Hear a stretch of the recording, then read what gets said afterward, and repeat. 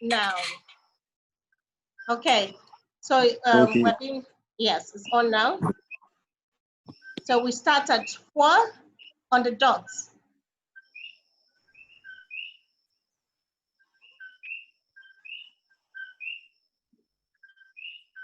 Okay.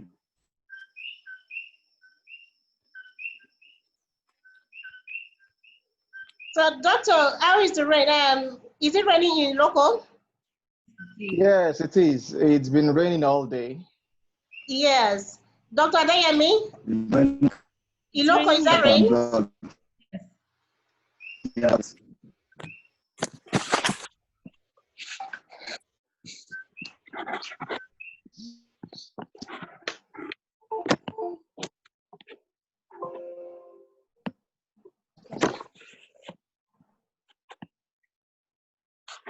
Okay, so Dr. Eileen, are you okay? Are you ready? Yes, I'm good. How are you guys doing? We're doing great. We're very set. well. Great. I'm sorry, it's really dark here. It's only 4:30 in the morning. So 4:30 in the morning. Wow. yeah, things gonna light up as time goes. So Wow, wow, wow. Okay. Okay, Smith, it's 4 o'clock. Yeah. Awesome. What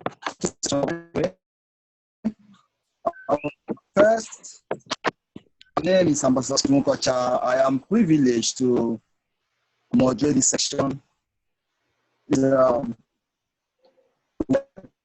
By Regamos Foundation webinar on mental wellness equality in the COVID-19 crisis.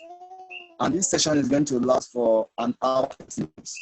Yes. I'm moderating, and just quickly because of time as well, I will just talk a little about myself very briefly. My name once again is Stephen Kocha. I am a child activist, a UN member of the NCY, which is a nation environment program for youth. I'm also an SDG.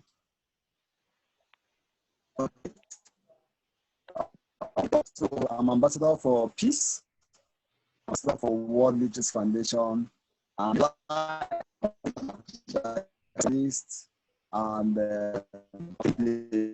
to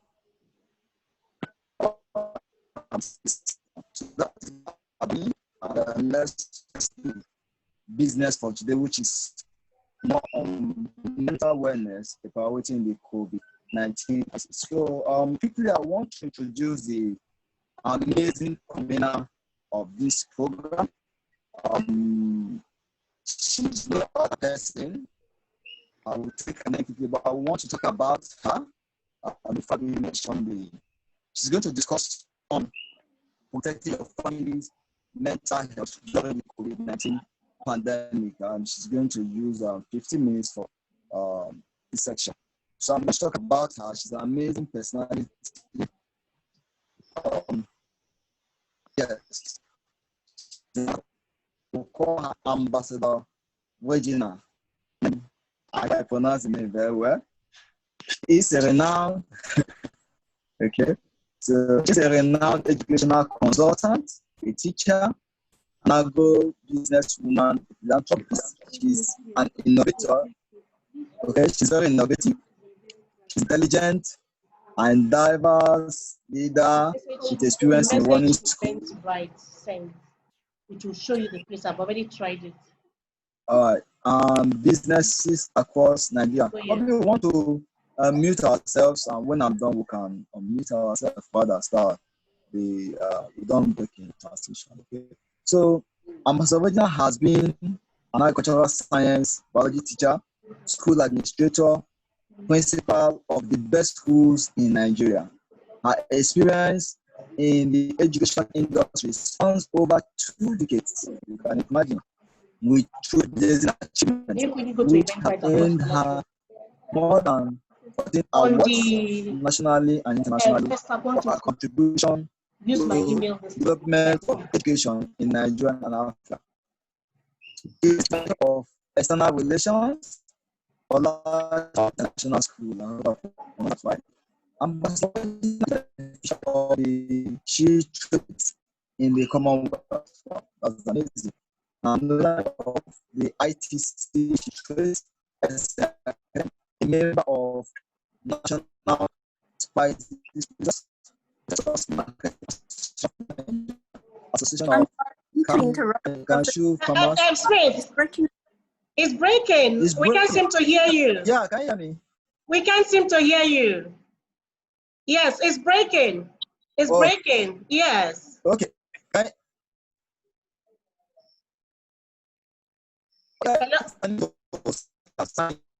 That's true. Yeah, let me quickly log out and come again.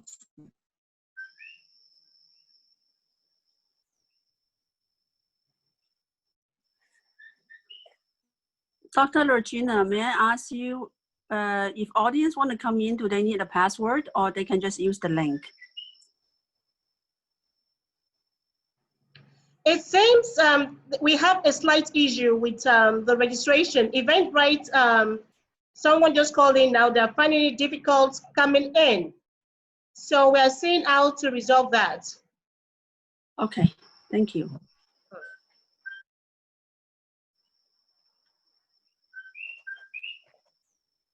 So Smith, I would suggest Dr. Eileen starts before me so that I can resolve people trying to gain access into the webinar. Okay, sounds good. Just give me a second.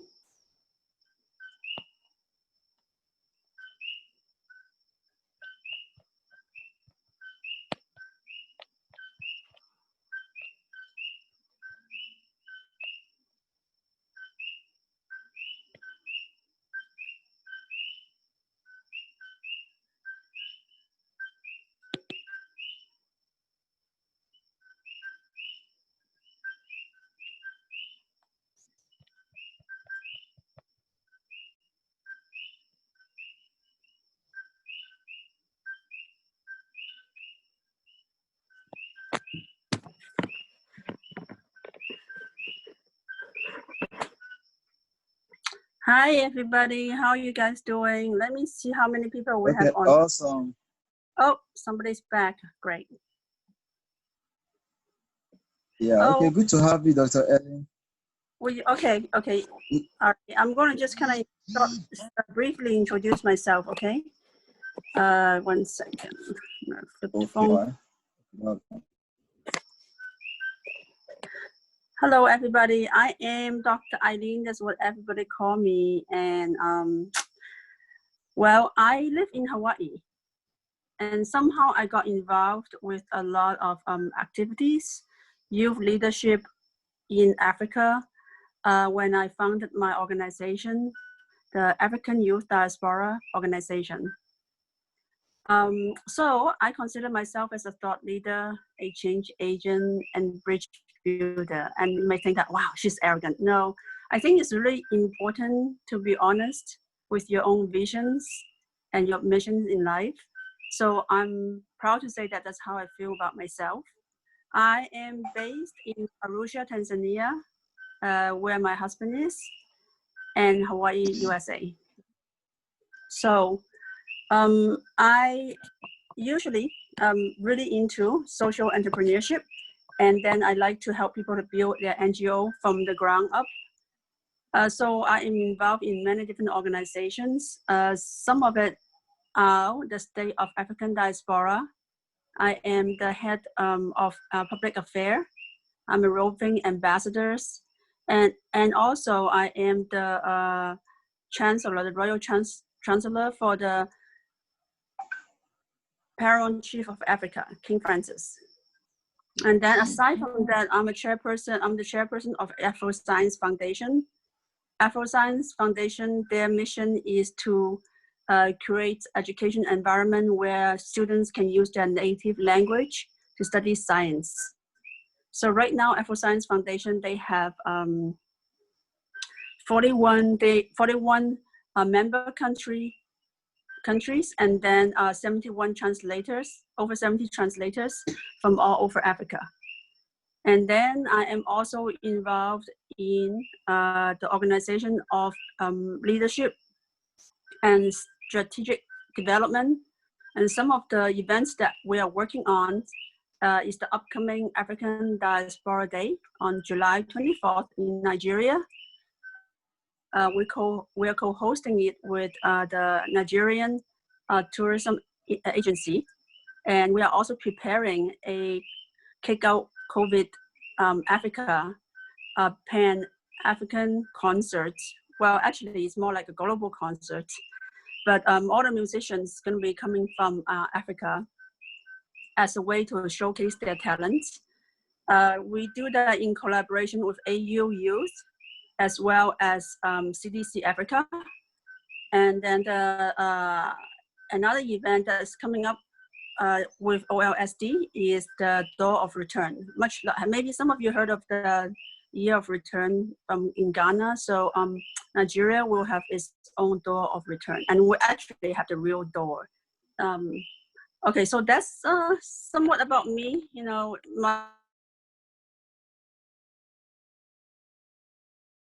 the healthcare industry for 20-some years. Wow. Yeah, I know. I worked in a rural setting, so with a very small population, so we get to know the patients really well. And I've seen a lot of crisis cases, and I strongly believe that 90% of the illness in this world come from stress. And so managing stress is a big part of the health. So I'm very glad to be here to talk about that today. Well, okay, so I think we'll yield the floor to someone else to introduce himself. It's nice to be here. We've had amazing profile. So good to meet you, Dr. Ellie. Yeah, the portfolio is quite rich.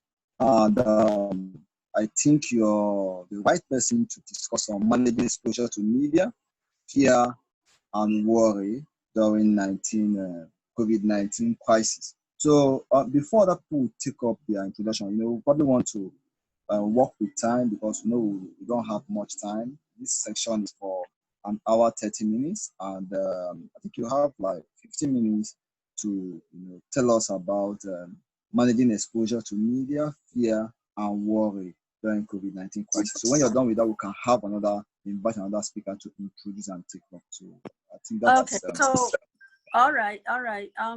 So you want me to go before Regina, because on the schedule, Regina's supposed to go first, and you would like me to go first? Yeah, you're going first because she's trying to sort out an issue with Eventbrite. Where people are trying to sign up for this program.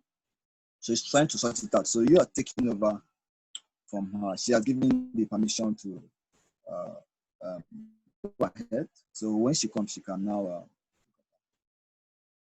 Okay, sounds good. So if you don't mind me asking, will you mind to restate the topic of my discussion first? Because I'm in a screen where the topic is not there. So if you don't mind to let the audience know what I'm going to be talking about, that would be very helpful. Okay, I should talk about your topic, right? The topic of my, okay, hold on. Actually, it's okay. I'm going to just the topic is. Go ahead. The topic is managing exposure. Are you in? I don't think we heard it. Will you mind to speak one more time? Yes. What I'm saying is that the topic for you is managing exposure to media, fear, and worry during COVID-19 crisis. And that is what you should be talking about. I think there's a second part to it, isn't it? Or no? Still the second part. Yeah. But it's related to the managing basically during COVID-19 crisis. So it's good. It's fine. So I'm going to touch upon just in a very general term after I talk. Yeah, managing exposure to media. Yeah, well, yeah, that's it. Yeah, okay. Sounds good. So COVID-19, nobody saw it coming, correct? And Sure. I think that is one of the more surprising element in our life. And if we look back in history, we'll notice that how amazing this event unfolded itself. Now, some people think of it as a psychological terrorism, right? Because it does no escape. Everywhere you go, you heard COVID-19, and you saw, change of behaviors. We have lockdown, we have isolation, we have quarantine, we have dramatic government measures. It feels like it's no way out. It feels like it is indeed a sort of a terrorism. But is it? Because really when you think about that, every day in our life, we never know what will happen next. We don't know, what next day, tomorrow will hold. So in a way, it's just that it is kind of like business as normal, except that in a more bigger scale, right? So it is still down to managing stress, managing your life, how to like balance it. So it's just like we need to do it in a more intensive way, right? We kind of like accelerate the speed a bit. So, all right, so let me, since I'm gonna talk about how to manage stress from media, so I'm going to just like say, have you ever heard of something called a garbage in, garbage out? So whatever you take in, right? Whatever you take in is basically what you are.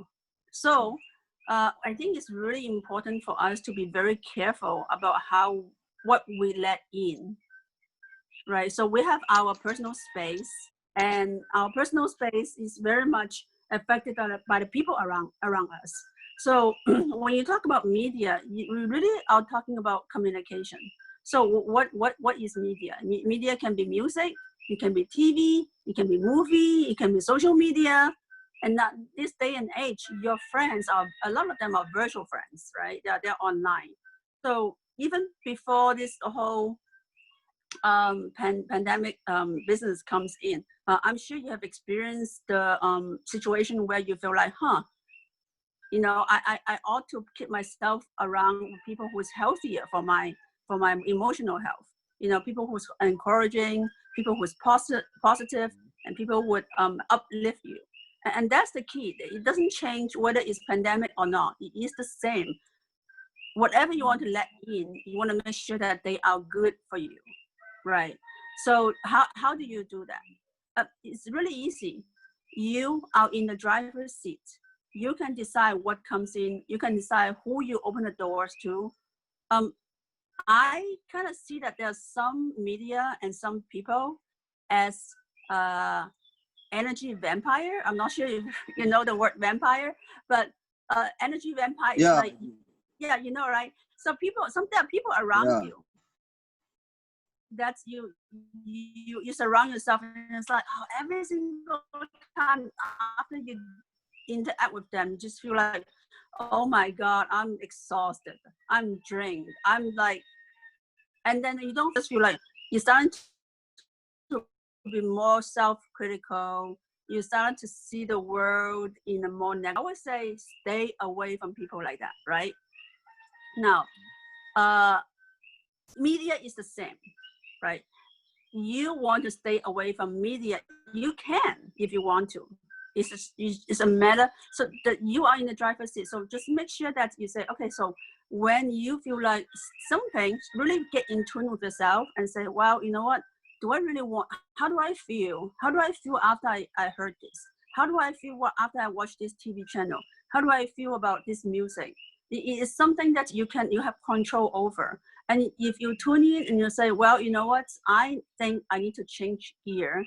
I need to stay away from negative impact like that. And you can. All you need to do, just check out. Sit out and say, well, I don't need this. Let's choose something more positive for myself. It's just like healthy food. if there is a choice of bad food and good food, you know, most people tend to try to choose healthy food as long as it tastes good, right? So that's the thing. In times like this, choosing healthy is a preventive measure. You do that, so down the road, you're more able to be resilient to stress or negative impacts. What do I mean by negative impacts? Such as like crises like losing your job or having a loved one getting sick during this pandemic, and you know, having to handle that. So that's all something that may pop up. But meanwhile, before all this happens, you can prepare yourself by putting yourself in a driver's seat of letting in only the positive. And this is really, really important, because if you don't, then you're basically managing crisis every single day, because all you can think about, you know, we have humans are like a creature of habits. And if you don't actively shape your habits, then habits will control you. What do I mean by that? Just imagine, like, so in the Vedic religion or a culture, is an Indian branch of you know, culture, philosophy. They believe that if you don't have control over your emotion, right, or your habits or your living situation, you are like a horse. You're like having a horse, but the horse has no rider, right? So you have to make sure that you are the rider of your horse. What do I mean by the horse? Those are the emotions that goes everywhere, right? So you want to make sure that you're in charge of your emotion, and how you do that is making sure that, you know, not garbage in, not garbage out, just making sure that whatever comes in, you know, is healthy for you and it's gonna make you feel better, right? So that's pretty much what I have to say about social media. It's just, or media, is just about, you know, surrounding yourself with like as much uplifting, positive vibe as possible, right? That's including music, movie, TV news, newspaper, publications, things like that. And there's a lot out there. There's a lot to choose from. There are actually people who intentionally try not balance out the publications, you know, because a lot of news channels, they like to just talk about the bad things. But there are actually some news channels out there, they want to talk about good things, or at least have a more balanced approach about journalism. So those are the outlets that you want to focus on. Now, let's talk a little bit about managing stress during this time. So I kind of broke down, as I told, you know, for the people who just came in, I talked about that a little earlier, that I believe, as a licensed pharmacist and somebody who worked in the healthcare industry for over 20 years, that 90% of the illness come from stress. And some doctor may say, like, what are you talking about? You know, that's so crazy, you know. But the thing is, yes, of course, not, you know, having a cardiological crisis or having like an infection, that's not exactly stress related. But think about this, right? Stress is part of our immune system. There's very good studies that show that a lot of research show that when you're stressed out, your immune system decreased ability to fight against infections, and just immune system basically is depressed, right? So what you want to do to make sure that you have a healthy immune system, which is also a way to say that, okay, make sure that you have a positive outlook in life, right? So how do you do that? So let's go into a little bit. I'm going to give you a few tools that you can work with, so that it's easier for you to say, oh, you know what, not just very conceptual. Let's give you some tools to work with. Okay, some of the preventive measures that I have for you is routines. Routines is really important, because I actually worked at a addiction center before in San Francisco, and I'm not sure if you heard of the band called the Grateful Dead, and they are very, very famous band, and they come from the Haight-Ashbury area in San Francisco. In any case, what they are famous for is the hippies. You know, in the 60s in the US, there was like a culture. People like got into drug and addiction, you know, and alternative culture. So so there was a very famous addiction center in San Francisco, and I worked there as a pharmacy when I was in school, a pharmacy intern, and a also the what do you call it, the in the counseling department, right? I was the intern counselor too. So I was sitting in sections with people, and there are different kind of people, and some people they were quite damaged by the drugs, and so they can't even do basic things. But one thing we taught them is routines, right? And some people are basically because we go into different sections, and some people are basically like depending on they're suicidal, or they are dependent, like emotionally dependent. We call them the codependent, codependence. And so what we help them with is to set up basic routines. You know, something very simple, making sure that you get out of bed, you know, you're making sure you eat your breakfast, making sure you go out and, you know, once a day, take a walk, or doing laundry, something very simple. But amazingly, routines can really help to structure your life in a way that you don't feel like you're so dominated by uncertainty. Especially in time of uncertainty, if you have a routine and some sort of structure you can follow, it really helps, right? So number 1, 2, routines. So set up basic routines. Don't make it too rigid. Make it just easy, you know, so you can follow through. Second thing, bedtime. Make sure that you get enough sleep, right? And then along with that is having regular meals, you know, something healthy. Don't binge on like bad food when you're stressed out, because that's going to come with consequences that you have to manage later, you know. And drink water. I know it sounds so simple, right? I used to be so busy that I actually have to put a sign around my computer and say drink water. But you know, water is really important. It also detoxify you. Right, I know. It also detoxify you, so that's really important. Not to mention that, you know, for the ladies, you're gonna keep the skin healthy and pretty, you know. So in terms of other supplements, I would strongly suggest like vitamin, antioxidant, and vitamin B and C. And D, actually B, C, D. Now, D is like kind of naturally occurring, because as long in Africa, it's pretty easy. You go into the sun, your body kind of starts synthesizing vitamin D, so it's not so much of a problem as much as like in North America. But like vitamin B, research show that it helps a lot with emotional stability, you know. And then vitamin C is just a good thing that help you to fight off, you know, preventive.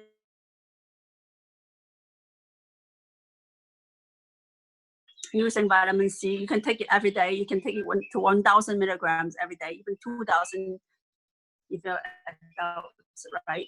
So vitamin B, C is really important. And then reduce sugar. If you have a sugary tooth, make sure that you try to moderate your sugar intake. I'm not saying that you shouldn't unless you're diabetic, but I'm saying that sugar, moderating your sugar intake is really important. Why? Because you don't want to crash.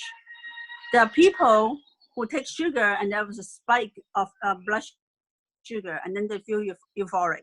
And then when you crash, you feel depressed. So more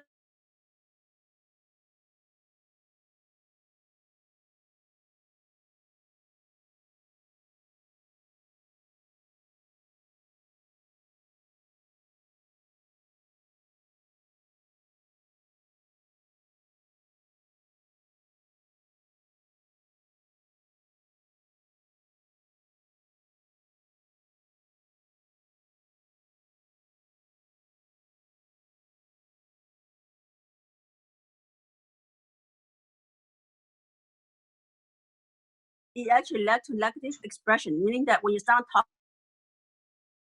negative with other people, you catch yourself and say, stop, change gear. You know, if it's negative, don't say it, don't do it. Just focus on positive. I will give you an example. Let's say that you lose your job, right? So what do? So you should focus, instead of what you don't have, focus on what you have. And that's a really important thing. Just keep focusing on what you have. All right. Now, when you catch yourself in that space of negativity, it's important to stay present And how do you do that? I have a teacher that used to, a spiritual teacher who used to tell me that when you need to gather yourself together and put yourself in the presence, what you do is you have to be able to see, hear, feel, taste, and let's see, smell, all at the same time. So when you can see, hear, smell, feel, the taste, and the touch at the same time, then you're staying in presence. That's the checkpoint. That's the 5 checkpoint. We can, if you have questions, you can ask me later. But so once you are able to put yourself in the presence, then you're going to be able to be more focused on, you know, doing what you need to do to make yourself healthy. So Wow. Do you want me to go?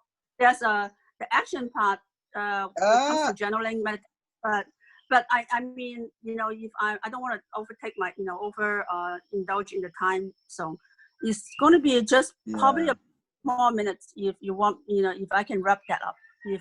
If not, I can come back to you later. Okay, please.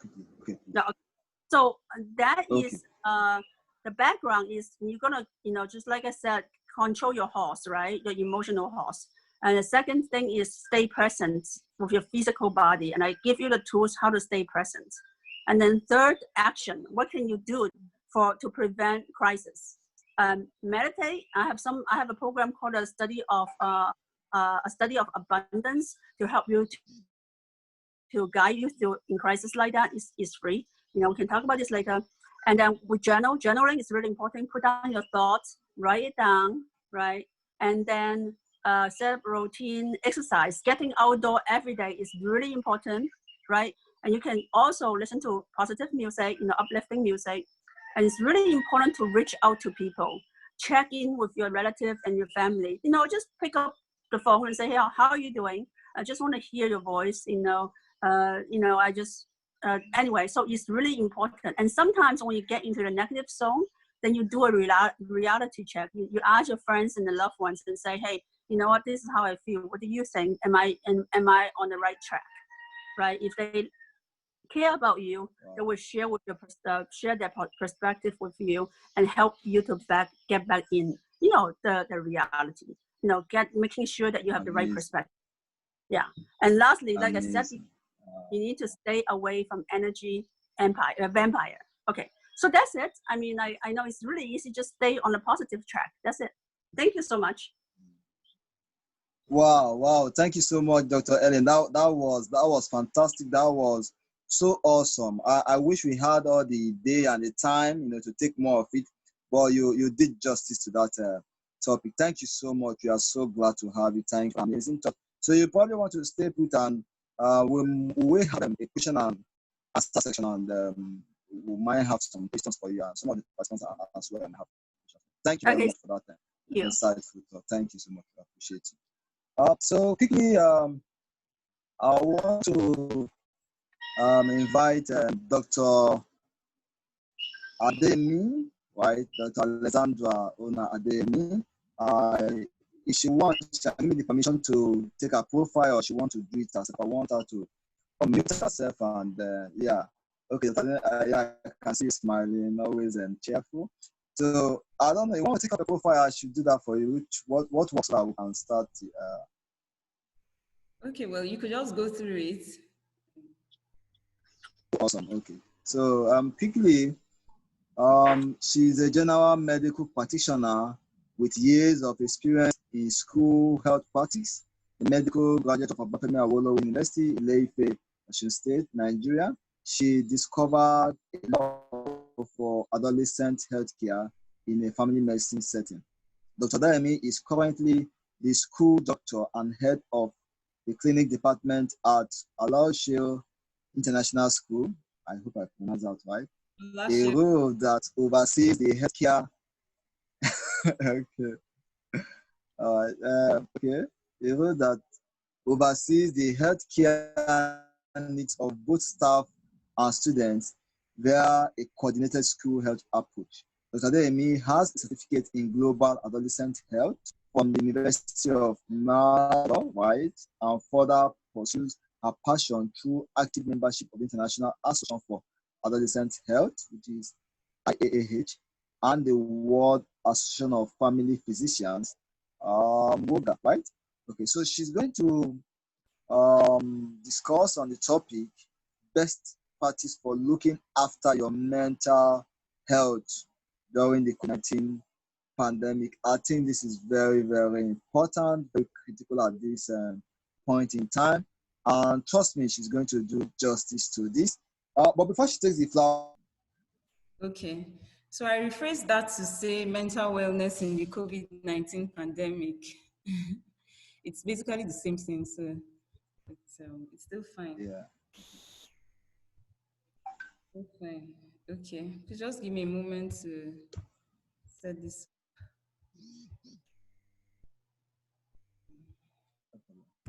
Okay. All right. So that's what I'm going to be talking about this afternoon. How do we stay mentally well in the COVID-19 pandemic? Okay. And I said I will start this way by asking, how has the year 2020 been? You know, it's a question, when you ask, you get a lot of funny responses from people. I've gotten responses like nerve-wracking, terrible, horrible, unbelievable, you know, all sorts. It just hits us without warning, and but one way or the other, here we are 6 months into the year, or well, in the 7th month actually.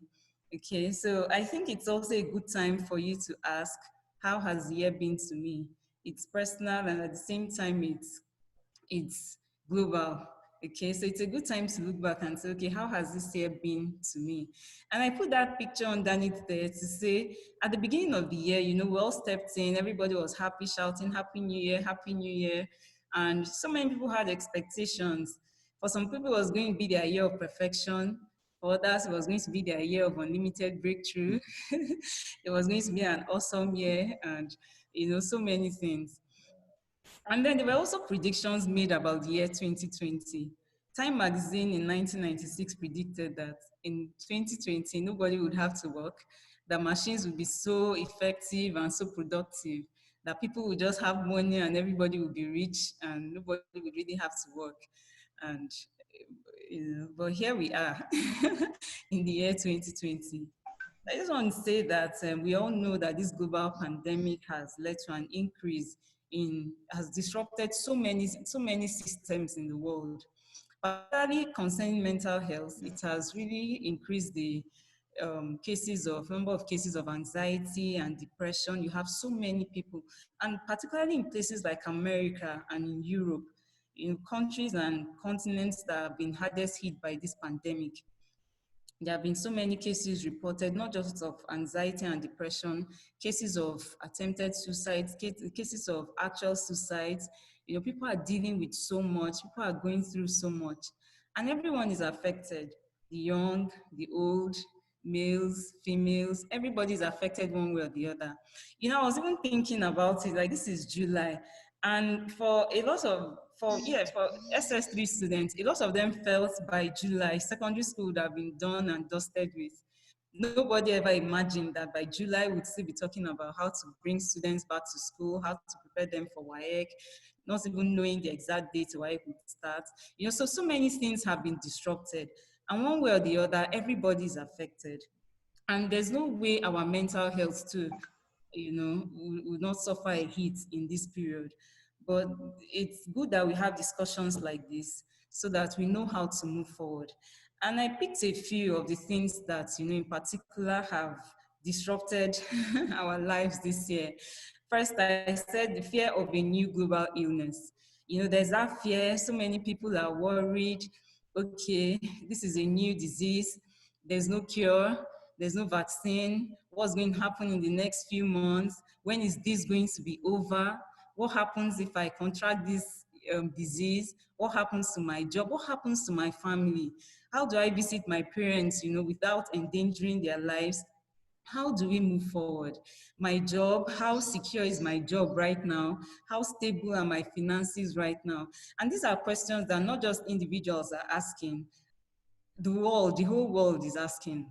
Countries are asking, economies are asking, institutions are asking these questions, okay? Because this has affected everyone.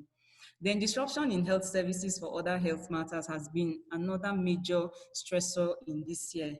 A lot of, particularly for the non-communicable diseases, you found out that in a number of countries, in a number of communities, some clinics for like hypertension clinics, for example, have been closed.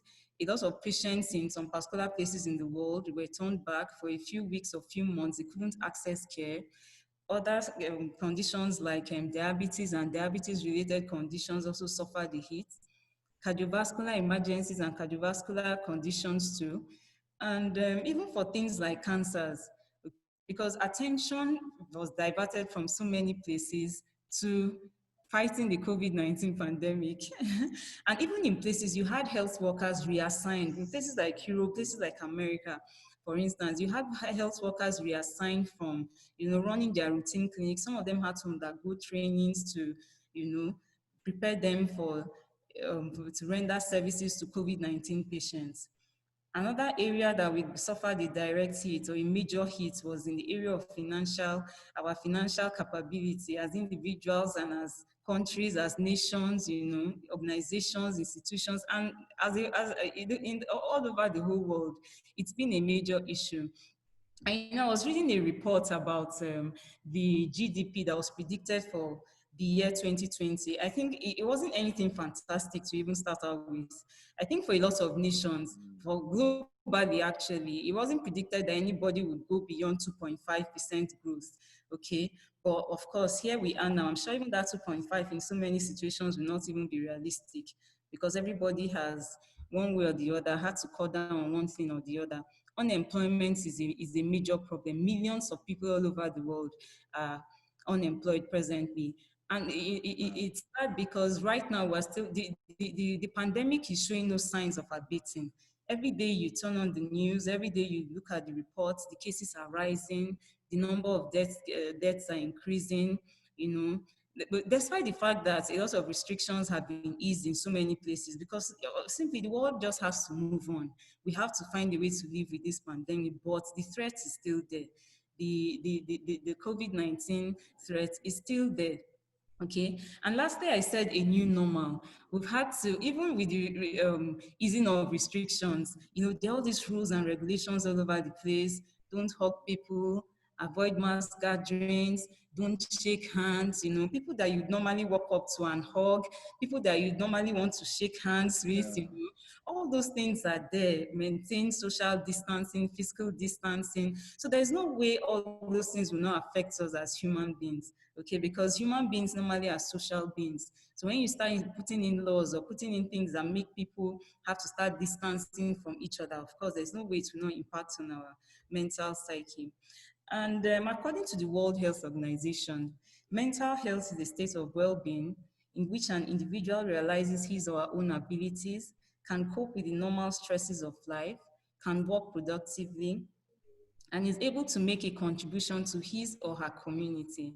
Okay, and I'm going to center my discussion around these 4 highlighted items this afternoon. The fact that the definition, recognizes that an individual has to realize his or her own abilities or potential, has to cope with the normal stresses of life, has to work productively, and has to make a contribution to his or her own community, because these are the things that come together to ensure your well-being as a human being. When it comes to talking about mental well-being now, all these things have to work together to ensure that you are sound and capable mentally. Okay, so I said, okay, realizing your potential. For a lot of people at the beginning of the year, it was easy. People had plans. I'm going to graduate from secondary school. I'm going to start my master's program. I'm going to get admission into school. I'm going to move my business to a new level. People had plans, and everybody had, for most people, targets were set, plans were made, and everybody knew, people had plans like, okay, by the middle of the year, I would have achieved this, that, and that. But suddenly we are here in July, and we're all just trying to survive. Earlier on in the year, I think I read this post by somebody, and the person said, forget about all these other things. This year is just about survival. Make sure that whatever you do, it's targeted towards your survival as an individual, as a family unit. It's just about survival. For so many people, that's what it's going to be. You know, we're still in the middle of it, so I say it's going to be. It's just going to be about survival this year. But still realizing your potential in the year 2020. Okay, how do we go about it? I think for me, I would say that a good thing would be to evaluate and re-strategize. By evaluating, I mean, okay, we're here in July, so probably some targets that were set at the beginning of the year have not been met. Some deadlines have passed and were not met. Evaluate and say, okay, what do I still have?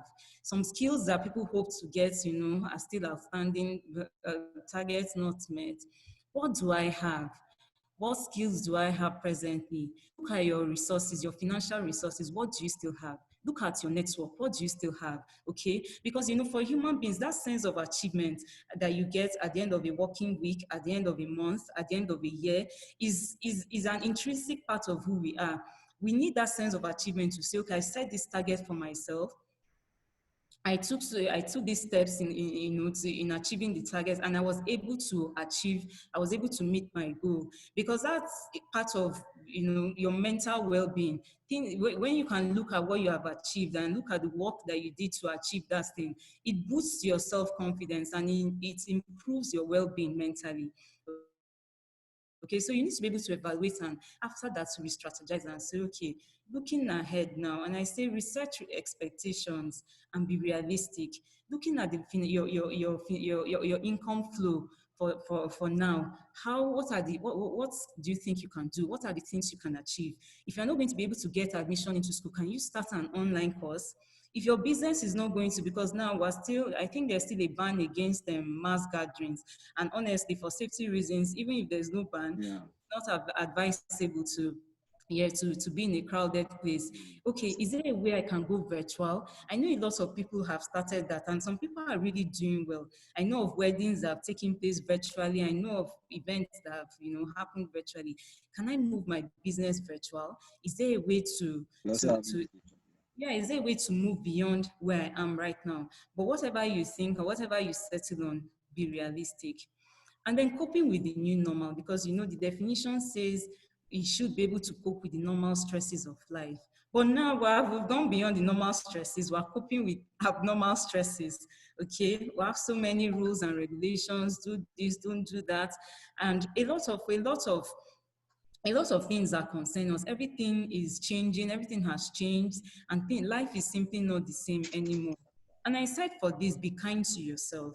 By being kind to yourself, you know, accept that people cope with crises in different ways. The way Mr. A decides to cope with this crisis is different from the way Mr. B will decide to cope with the crisis. So be kind to yourself and give yourself breaks. It's okay from time to time to be worried. It's okay to be scared. I mean, those are normal reactions from human beings in time of crisis. It's okay to feel a bit of anxiety. It's okay to be a bit unhappy. I mean, if you're in a situation where you cannot even travel to visit your aged parents, because up until a few days ago, that was the situation. People could not move from one state to the other. So I personally know of somebody that traveled to the UK in the week before the lockdown was instituted.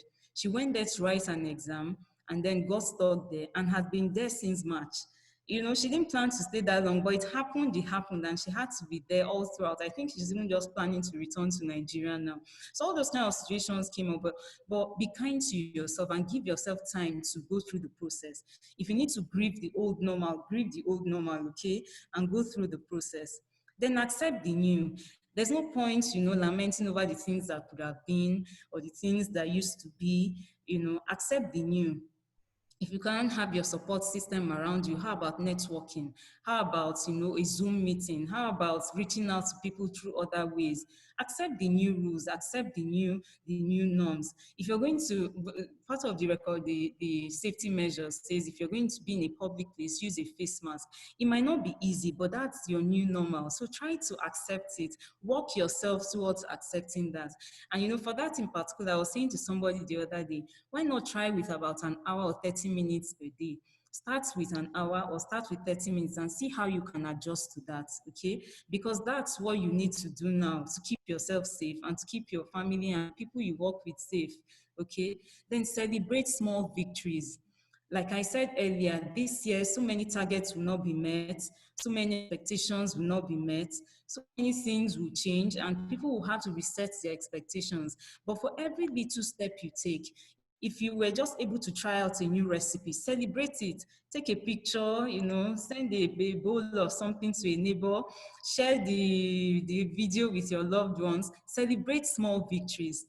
And make sure, because as you do that, you boost your well-being, you feel more confident, and you feel better able to cope with this current crisis.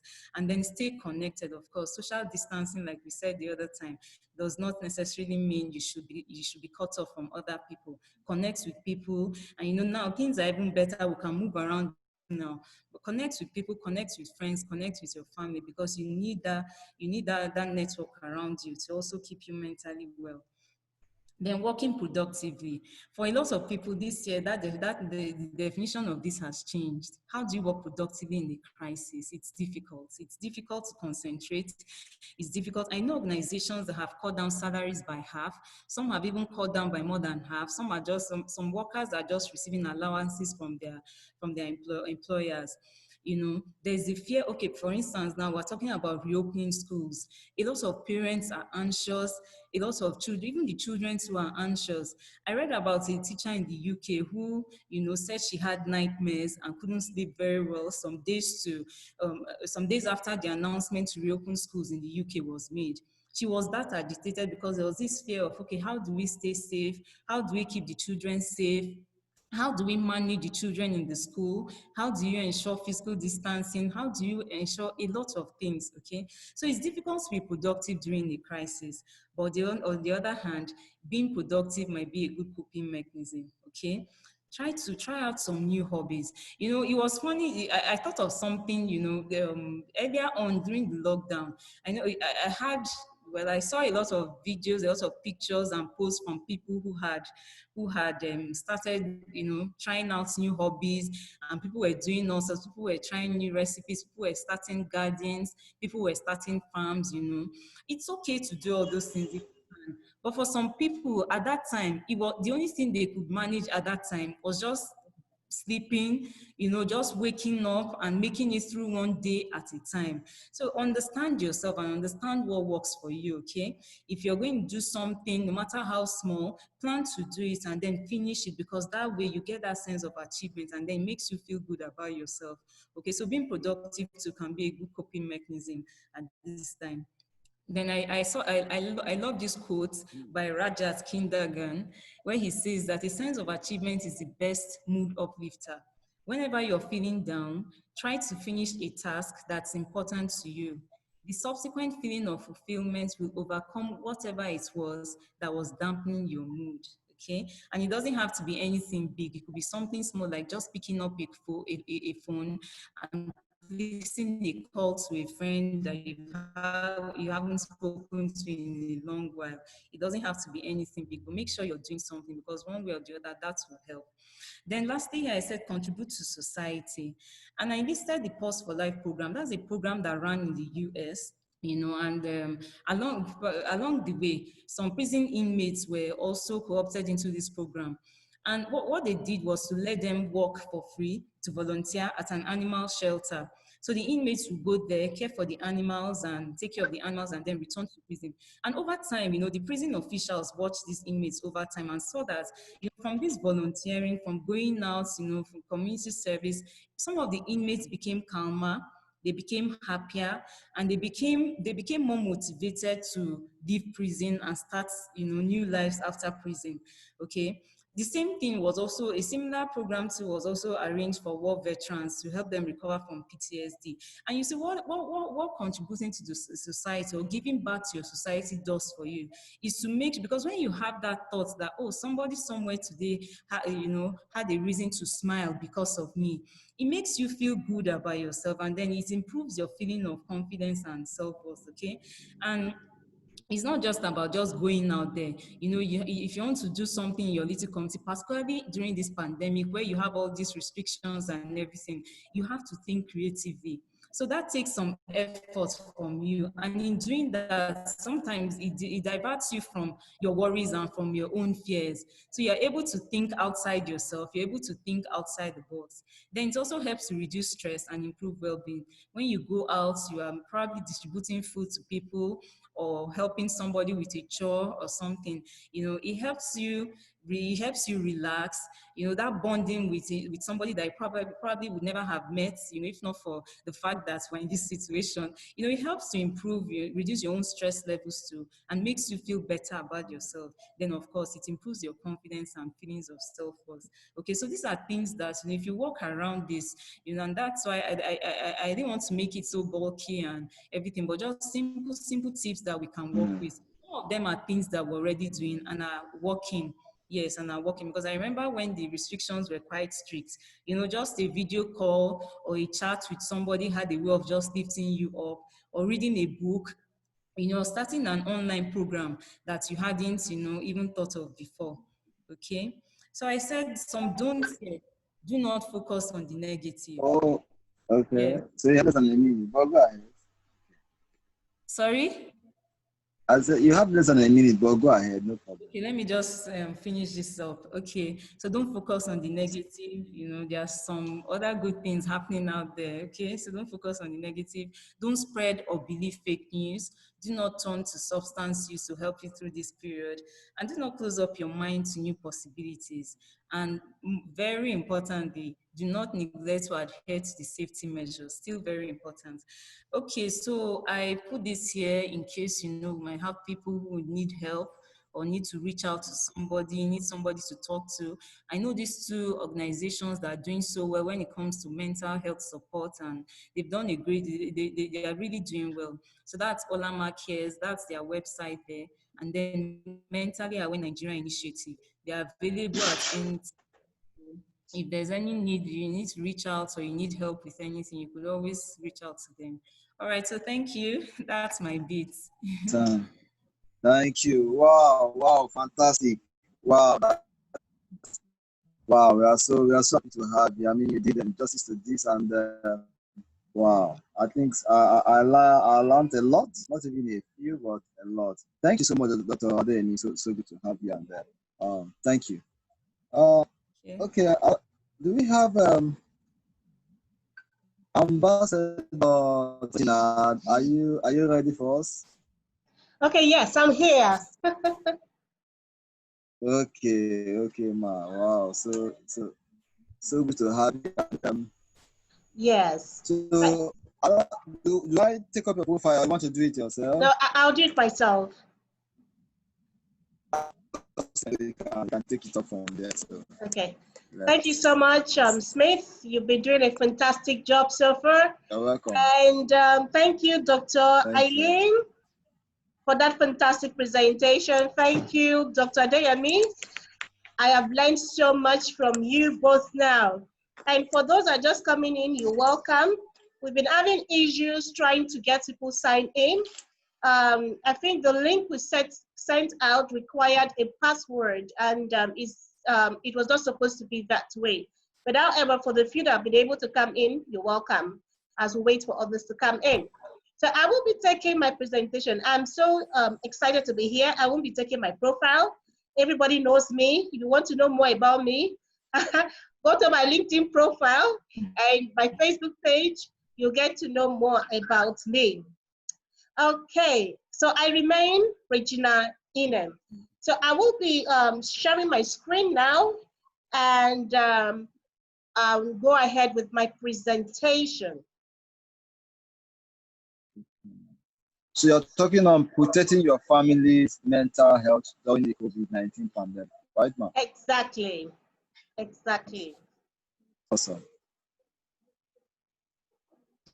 Okay. Is my screen on now? Yes. Okay.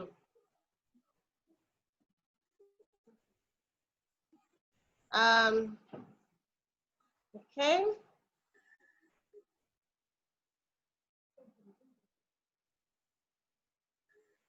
I'm trying to set up now. Okay.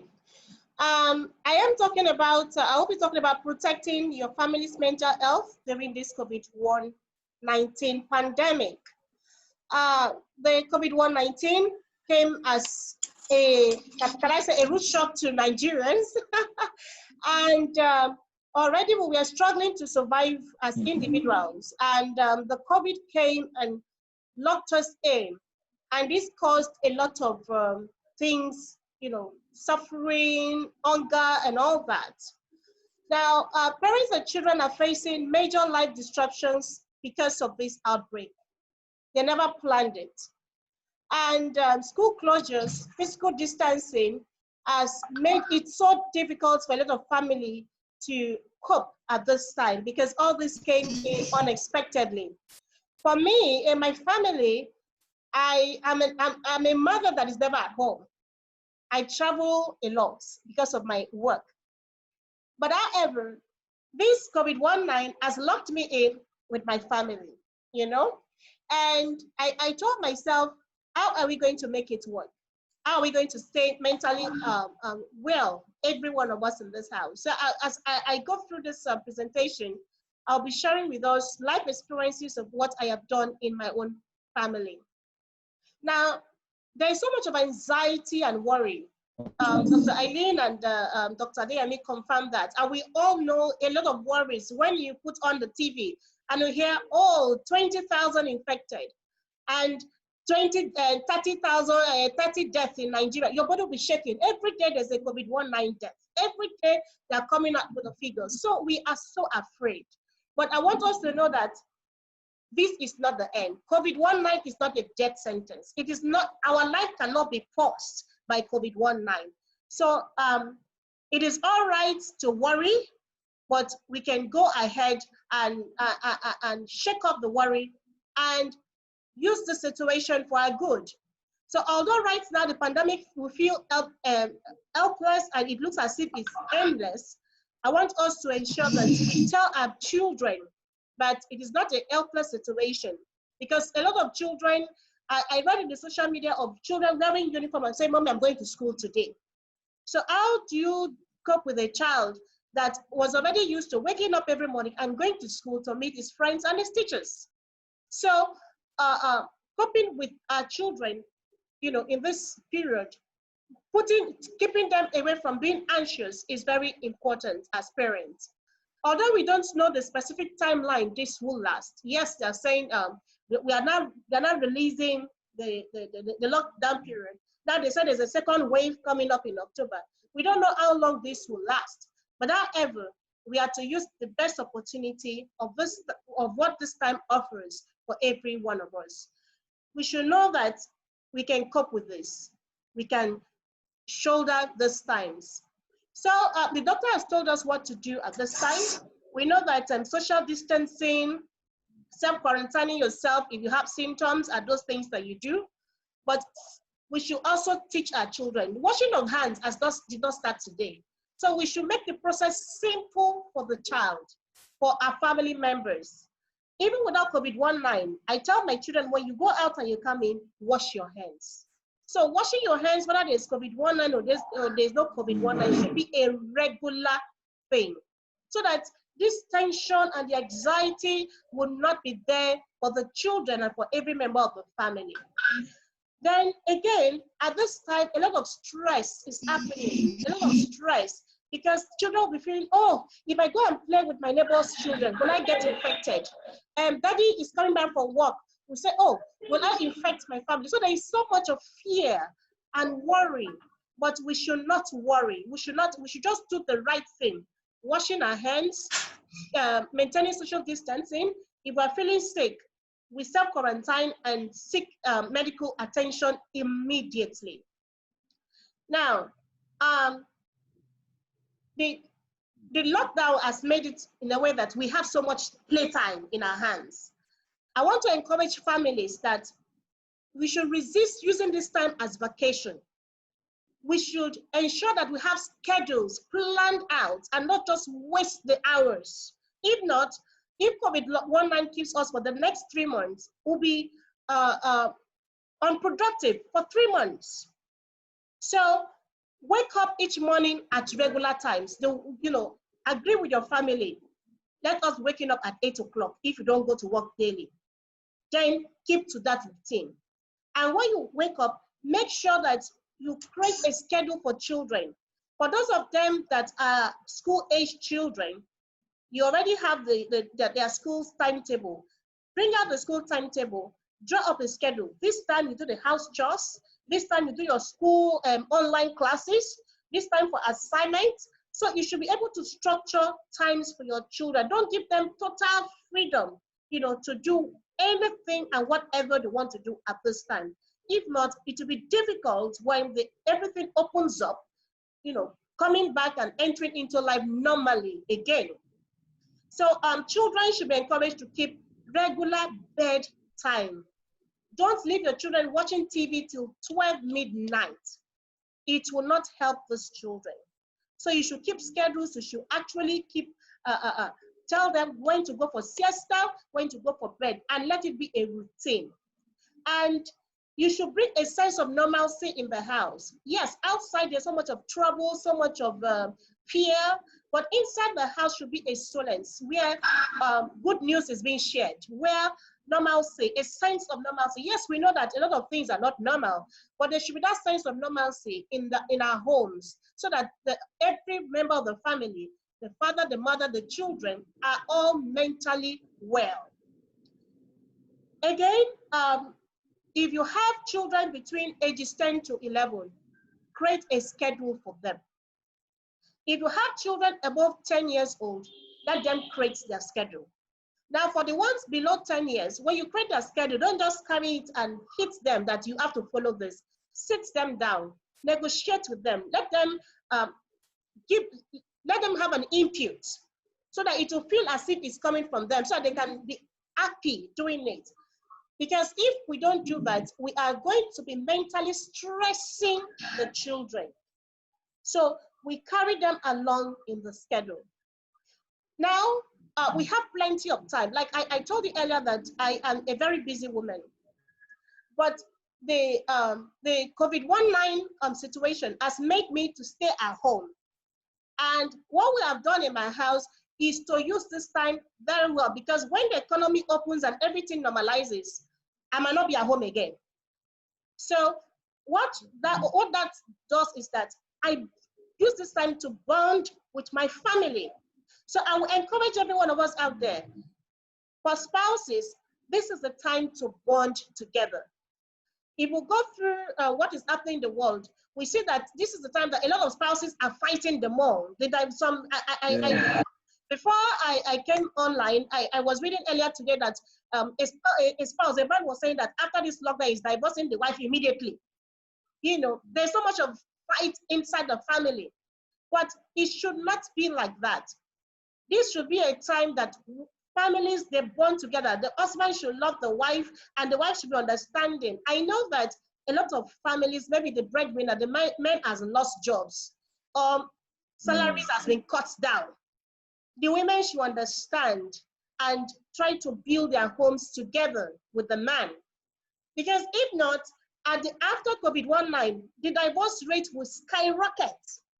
So it's a time that families should bond together. They should celebrate little things. They should, be thankful for life. People are dying every day because of COVID-19, but at least sickness is not in your home. So you should be thankful for it.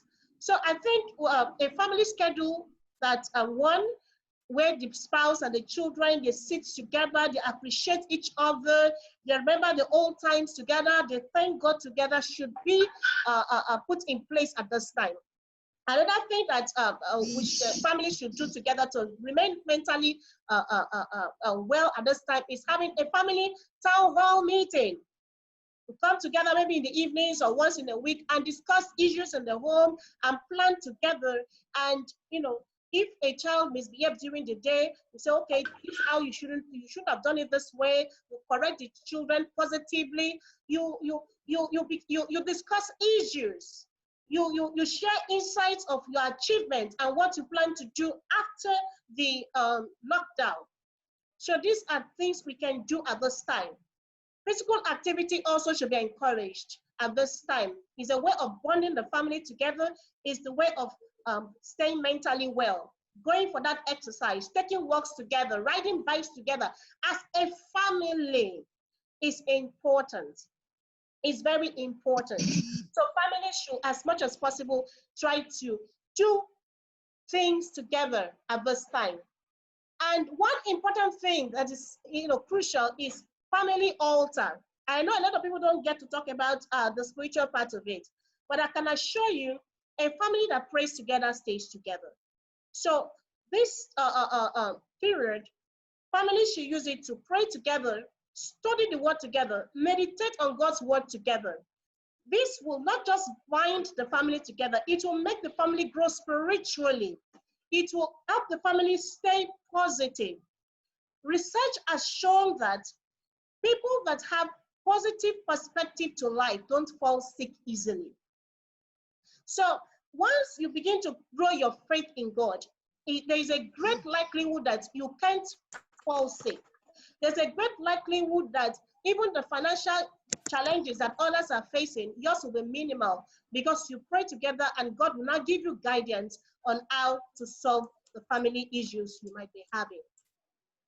Now, Dr. Eileen has talked about the media exposure. I would say at this time, please limit your family exposure to news. Well, I'm not saying that you shouldn't listen to news, but not all news. Don't believe all news because everything, a lot of information is out there, some true, some false. So you should actually limit the children, limit yourselves to the kind of information you get out there. Now, there's a temptation for children to watch television 24 hours at this time. So I will encourage that, as I have said, there should be schedules for everything in the house. So the children should not be allowed to watch the TV 24 hours. It will not be LV for them.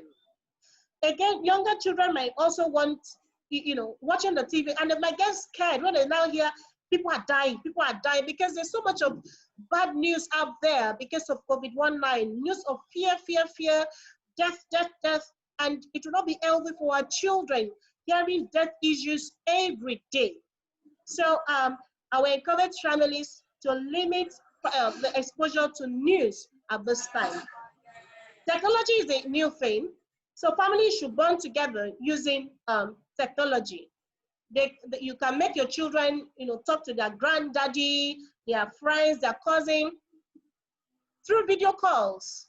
So it is important at this time that technology is leveraged in the home. For me, in my house, what I've done is that my children, I have taught them how to use technology to do a lot of things and learn new skills.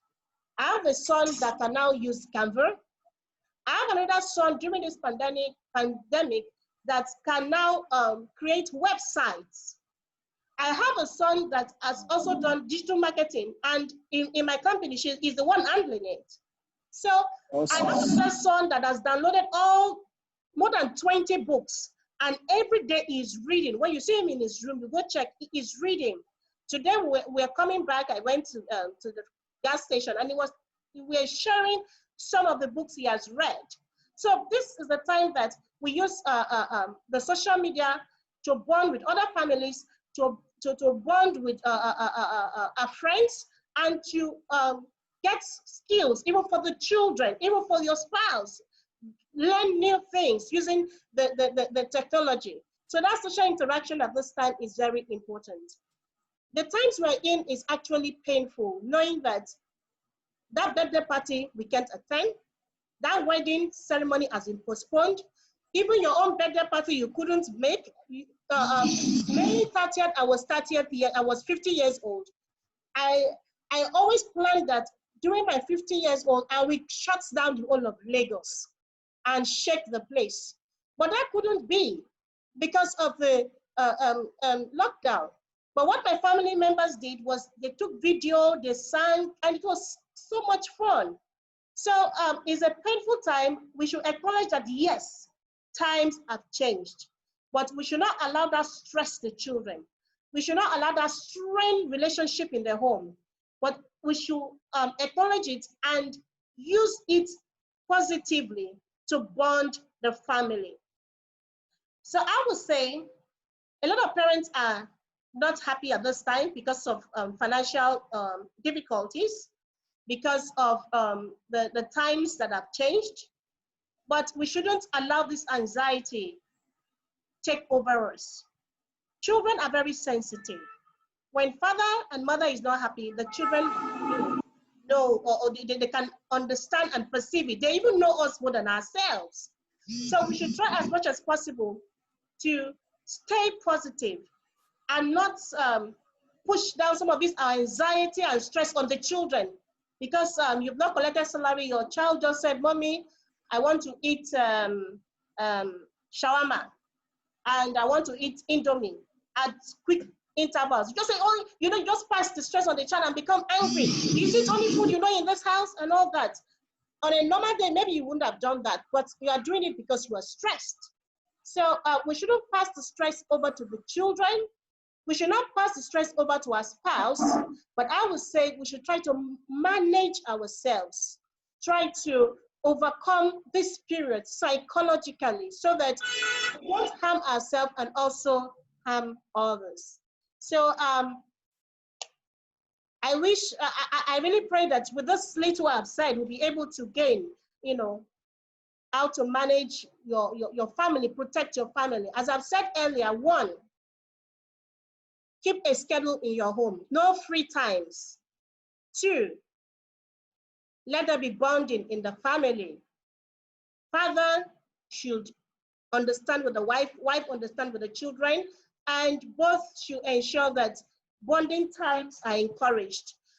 Children, whatever they do, should be looked into. They shouldn't be using technology 24 hours because they might be misdirected using the technology, or they might go to sites that might not be safe. So I would say let the father maintain a very good mental wellness state, so that you'll be able to champion his family well. Thank you. Yes, over to you, Smith. I'm done. All right, thank you. Wow, wow, that was the. I mean, this is one of the best. Yeah. So you just need to, you know, what's it for communal spread, you know. So thank you. Full yeah, conversation so far. Thank you so much. Very, very insightful. So insightful. Thank you so much. I hope Pastor Oludotun Akinwumi is on standby. If he's there, can unmute himself and talks about himself. Pastor, please, are you there with us? Yes, I am. Good afternoon. I'm here. Good evening, Pastor. Good to have you. Good to have you. Good evening, Mr. Smith. It's good to be here. So, yeah, pleasure. So, I take your profile.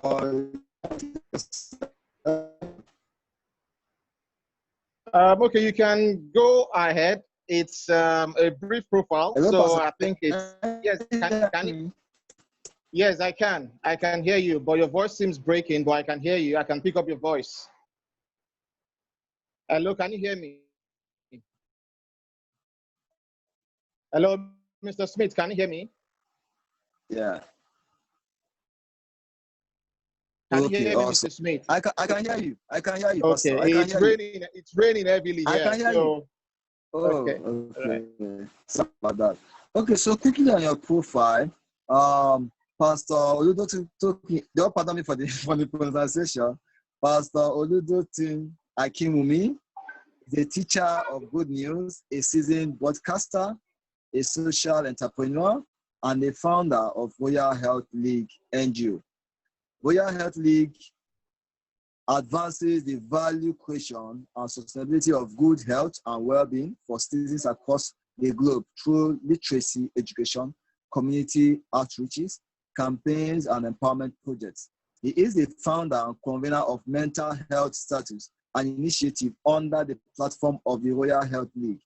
Mental Health Status, in its operation under 2 years, has impacted close to 1,000 people in their advocacy drive for good mental health.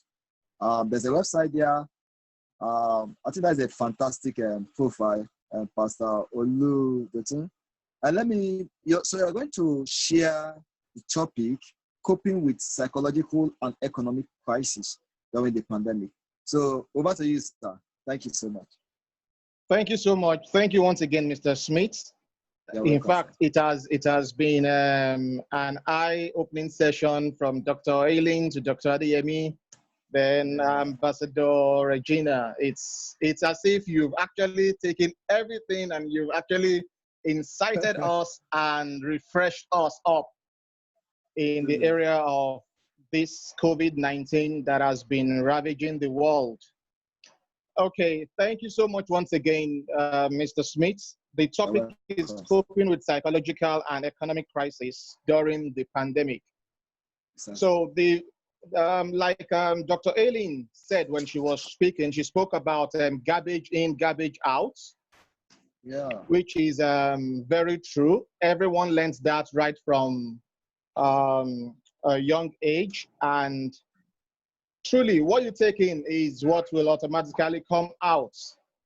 And you see, Dr. Aileen also spoke about the media presentation of the current happening globally. If you stick to the media, there is a compulsory roadmap to stress. And because you have a whole lot of negativity on the media today that you don't actually want to stay put with. You don't want to stay put with that. And Dr. Adeyemi also, when defining mental health, she spoke about life is not simply the same anymore. Yes, truly, life is simply will not be the same anymore for a whole lot of people. But for everyone that has come to listen to us today, there's a recovery path to whatsoever issue or situation that might be happening globally today. And that's recovery path. You are the architect of that recovery path. You know, in the news today, you hear about the new normal. Everybody keeps saying it's a new normal, it's a new normal. Yes. But one of the earlier speakers said that don't forget about the old normal. Do you understand? How has this crisis presented itself to us today? A psychological crisis is a life event that an individual perceives as stressful to the extent that normal coping mechanisms are insufficient. That is what psychological crisis is. I will take that again. I said that it's a life event that an individual perceives as stressful to the extent that normal coping mechanisms are insufficient. And I would like to look at the Chinese word for crisis when we talk about this. It presents an excellent description of the components of a crisis. The word crisis in Chinese is formed with characters for danger and for opportunity. So that means in every crisis, there is danger, there's a negativity, and there's a positivity. You can look at it negatively and you can look at it positively.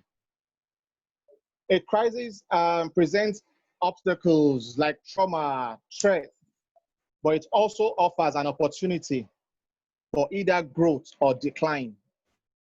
So if you're listening to me, I'd like you to take notes of something in the area of crisis, either psychological or economic crisis. Economic crisis is a situation whereby there's a dilapidation in the ability and affordability of an individual to take care of the normal activities that involve either financial or material sense of well-being in his or her life or in his or her world. And when we look at this, I said that crises can also be defined as a situation or an event in which a person feels overwhelmed or has difficulty coping. And that is what we have seen lately.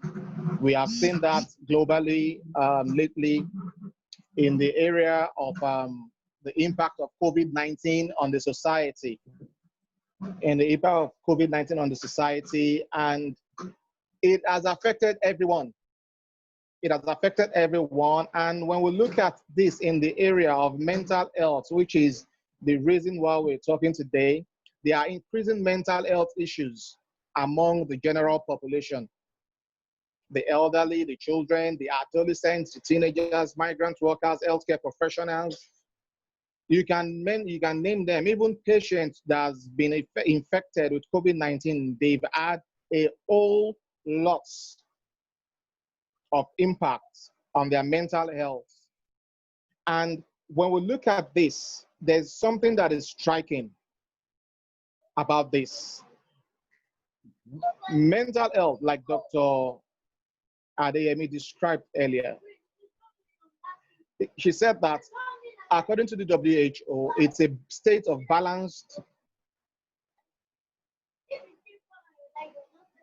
Mental health is a state of well-being in which the individual realizes his or her own abilities, and that individual can cope with the normal stresses of life, can work productively and fruitfully, and is able to make a contribution to his or her community.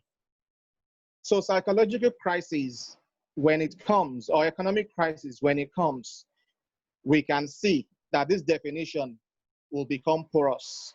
This definition of WHO immediately will not suffice anymore, because as at the time when psychological crisis or economic crisis sets in, you realize that coping with normal stresses of life become abnormal. You realize that working productively and fruitfully is no longer the norm. And people start looking for alternative routes. People start looking for ways that they can adapt to. So one thing that is very key in coping is adaptation.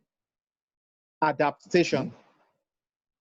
Adaptation. And adaptation brings me to something that I've been teaching for the past 9 months now, mind management. It brings me to that. But as I go on, I'll just like to share a screen here. Just, I would like us to just focus on what the image is there, so that as I go ahead, I can see that's the coping, the possible coping mechanism or ways we can cope during this period.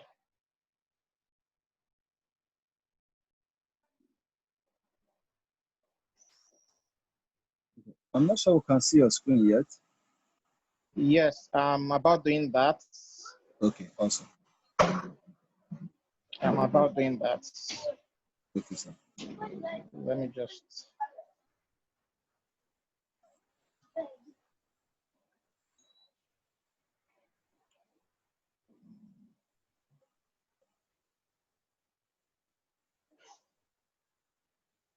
Oh, beautiful. It's coming up now. Yeah, we can see. Okay, Yeah. I'll just like us to take to look at coping during COVID-19 pandemic. These are possible things that each and every one of us can do, and that we can actually also incite and communicate to other people in our environment, other people in our world to do also. But like I said, I'd like to touch and speak a bit more on the psychological impact and psychological effects of this COVID-19 and how you can cope. We realize that as the COVID-19, as the impact, the negative impact of it increases due to the actions that's been taken by different global leaders, the dissemination of information through the media, there's lots of fear There's lots of fear, and we realize that stigma and fear are other aspects of outbreak during a pandemic. Stigma and fear. They are other aspects of outbreak during a pandemic. And in a situation such as we have presently, we realize that coping mentally during this period has actually become so stressful for a whole lot of people. It has become so stressful for a whole lot of people. It has become so stressful even for the leaders of nation. You realize that people make decisions irrationally now. People make decisions without even thinking. People just want a way out. And in that regard, I'd like to touch on this. Many of the survivors of the COVID-19, for example, we have a few of them going through stigmatization experiences right now. So how can someone like that cope in a situation like this? Dr. Eileen shared earlier on and gave some instances. Dr. Adeyemi did the same thing. Ambassador Regina did the same thing also. But for a general view of coping during COVID-19, the screen that I'm sharing now, you can see I listed a few things: relaxation, prayer is a part of it, creative activity is a part of it, positive thinking. When we talk about positive thinking, I'll quickly take that to mind management. But let me just go through this: installation of hope, taking out time to read. That Ambassador Regina shared a whole lot on not seeing it as a vacation, not seeing the period as a vacation, which is very key.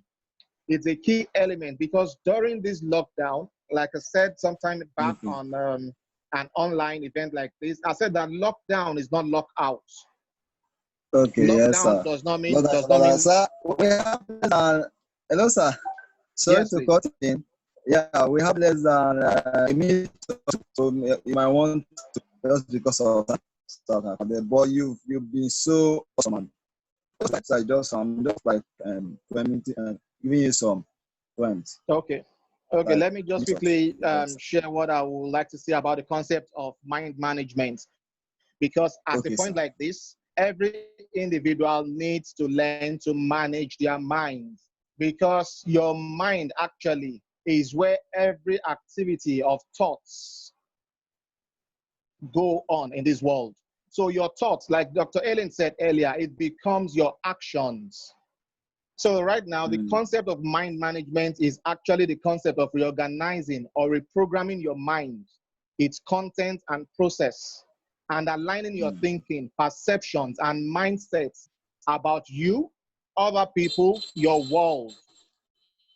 That is the concept of mind management. That's you being able to reorganize and reprogram your mind, its content and processes. That means what you allow into your mind, it's very key.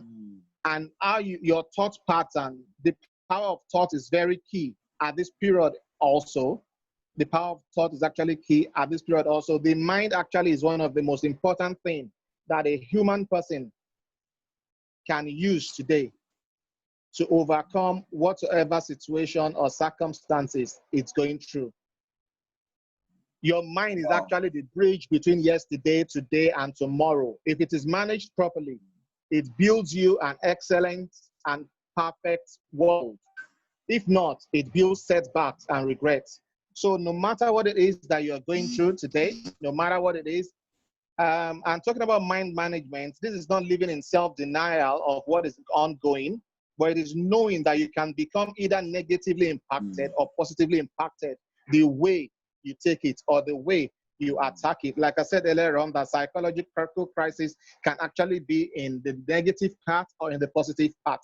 So in mind management, you can decide that the bridge between your yesterday or what is happening today and tomorrow can actually be scaled through the management and the right management of your mind.